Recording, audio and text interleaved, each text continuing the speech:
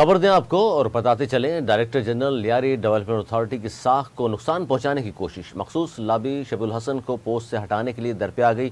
ملازمین کا کہنا ہے کہ director general Lyari development authority Shabib al-Hasan کی ساکھ کو نقصان پہنچانے کے لیے ایک مخصوص لابی متحرک ہو چکی ہے، جو بلا جواز الزامات عائد کر کے ان کی بہترین کاوشوں کو سبوٹاژ کر رہی ہے، جبکہ ان کے برعکس شبیب الحسن بہترین افسر شمار کیے جاتے ہیں، جن کی صلاحیتوں سے مختلف شہری بلدیاتی ادارے استفادہ حاصل کر چکے ہیں۔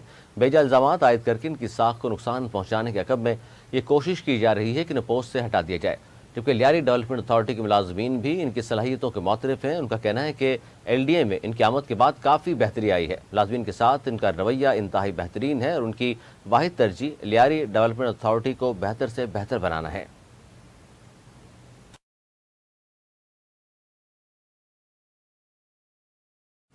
نیوز اسٹوڈیو سے فی الحال اتنا ہی۔ مزید نیوز اپڈیٹس کے لیے دیکھتے رہیے اردو نیوز نیٹ ورک۔